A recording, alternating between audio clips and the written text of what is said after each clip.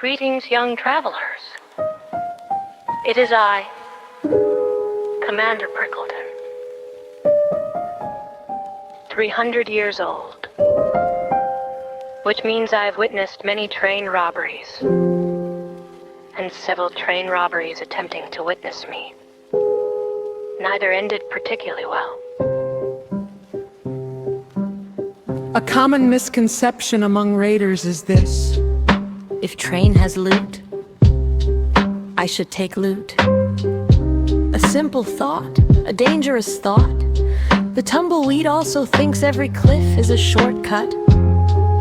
Wisdom comes from surviving the landing. Slow down, little raider. The desert teaches patience. The train teaches consequences. And history teaches that neither cares about your plans. Before the Great War, people loved trains. Trains moved people, trains moved supplies, trains moved entire economies. Then humanity invented nuclear weapons, an excellent example of solving the wrong problem. The trains survived longer than the people did. This is a lesson. I am not entirely certain what lesson, but it feels important. Now suppose a raider sees a train, a shiny train, a wealthy train, a train filled with passengers carrying expensive luggage. The raider's first thought, loot. The wise Cactus's first thought, why is it here? One question fills pockets, the other keeps you alive. Needles grow slowly, roots grow deep. The wasteland rewards observation more often than aggression, though admittedly aggression remains surprisingly popular. Long ago, the gangs of the highways learned something.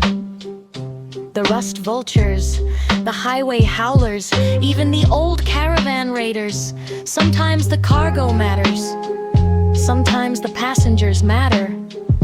Sometimes neither matters.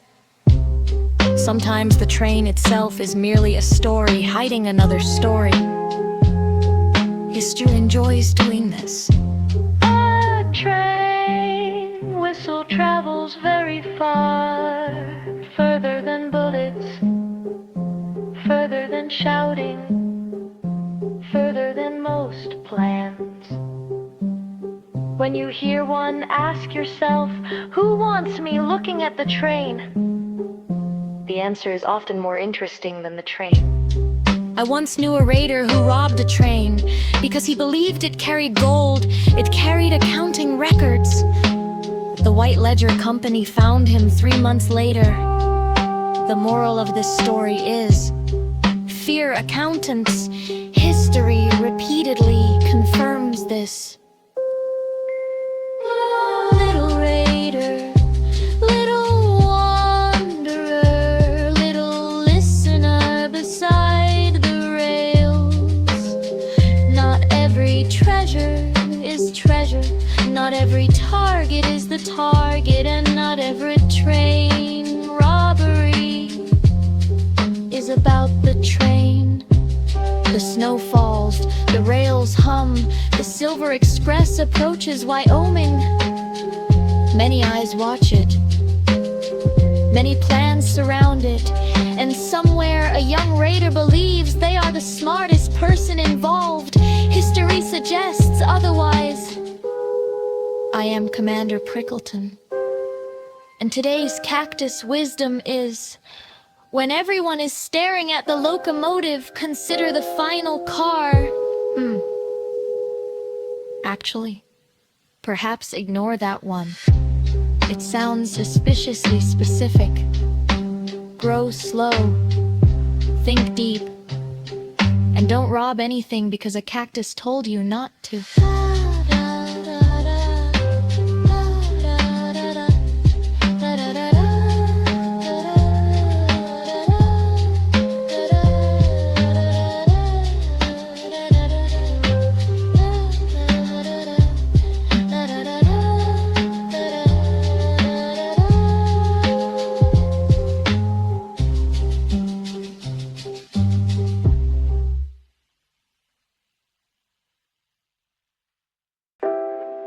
Greetings, contract enthusiast. Commander Prickleton here.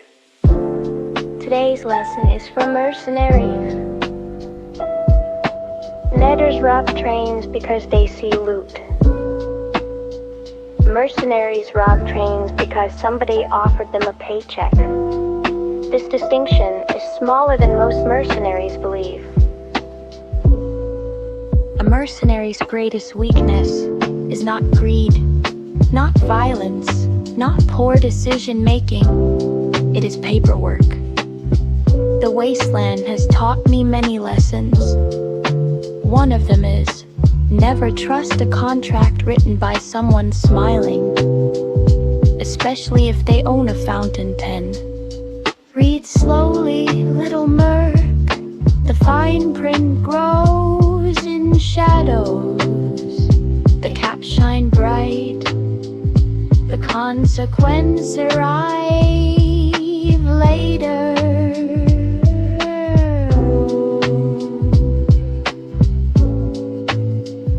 Before the Great War, entire corporations fought proxy wars, not with armies, with contracts. One company would hire security, the other would hire better security. Eventually, someone hired an army, at which point everyone pretended to be surprised. History repeats itself, mostly because nobody reads history.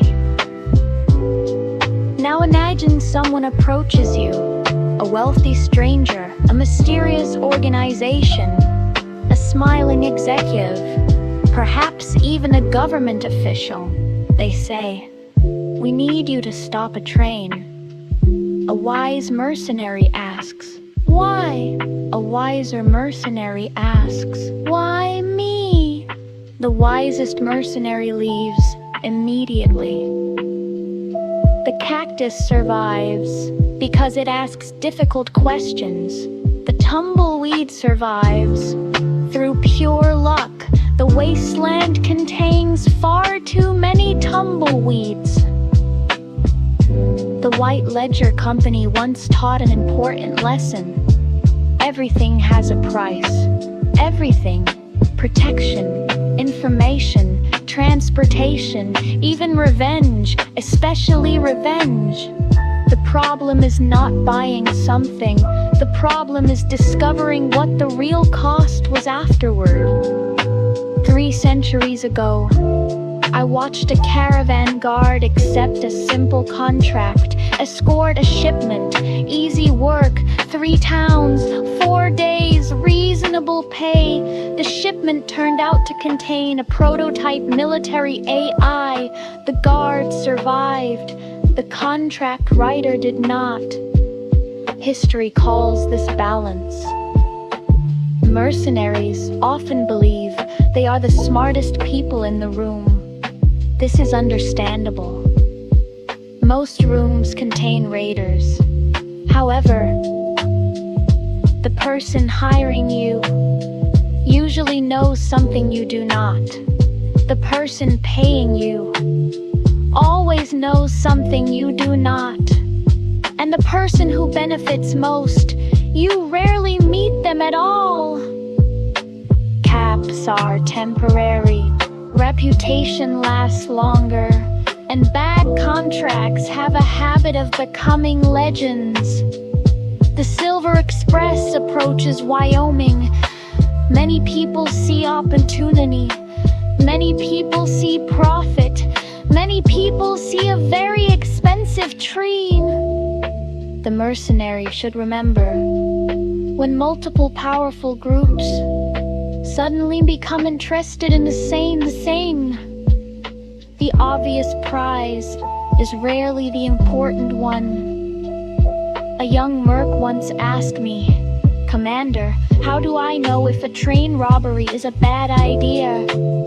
An excellent question, I told him. If 3 factions want it, be careful. If 5 factions want it, be worried. If nobody will explain why they want it, run.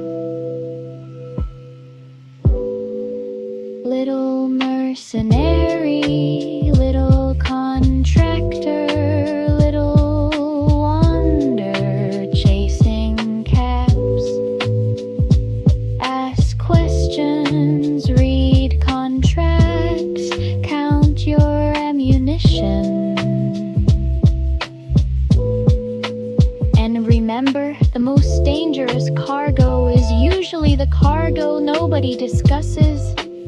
The snow deepens, the rails sing, the old world echoes through steel, and somewhere a mercenary is accepting a job without reading the details. History predicts this will become someone else's problem for approximately 6 minutes. Then it becomes everyone's. I am Commander Prickleton, and today's Cactus wisdom is: never accept hazard pay before discovering the hazard. The fact this requires saying continues to concern me. Read the contract. Question the client. And if the train seems important, it's probably not the train.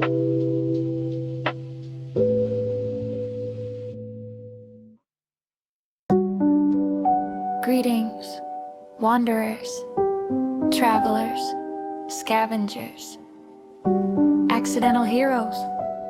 Today's lesson is not for raiders. It is not for mercenaries. It is for the common Wastelander, which is to say, people who somehow survive despite every available statistic. A talent I greatly admire. When a train arrives in Wyoming, the Wastelander sees opportunity, perhaps trade, perhaps work, perhaps a warm meal. Perhaps someone willing to buy 17 desk fans. All noble ambitions, particularly the desk fans.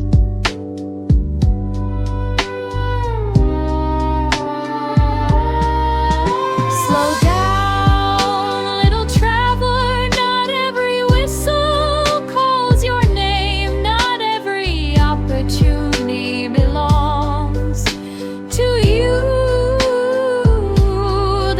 Survives because it knows the difference. Before the Great War, people trusted schedules. Imagine that. A train was expected at noon. It arrived at noon. Humanity considered this normal. Then came the bombs. Now a train arriving at all is considered a miracle. History lowers expectations over time.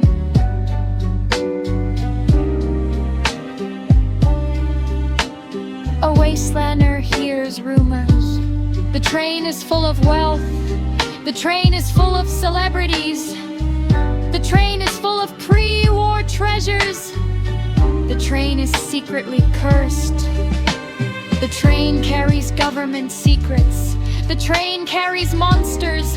The train carries accountants. One of those rumors is truly terrifying. Her wasteland teaches caution. The snow teaches patience. And rumors teach creativity. Rarely accuracy.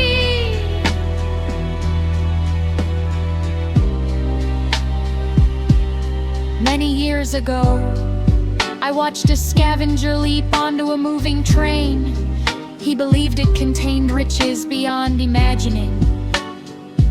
He was correct. The train carried several thousand bottles of Nuka-Cola. Unfortunately, he landed in the shipment. He smelled like quantum for 6 months. The local radroaches worshipped him. The old railways connected America. Cities, factories, communities, steel lines stretching across a continent. Even after the world ended, the rails remained. That is something worth remembering. Sometimes ruins outlive the people who built them. Sometimes stories do too. A A true Wastelander understands something important. The greatest treasure is not caps, not weapons, not fancy pre-war trinkets. It is community. A town that welcomes you, a campfire that shares food, a radio tower that keeps broadcasting, a friend who remembers your name. These things are harder to loot, which is why they matter.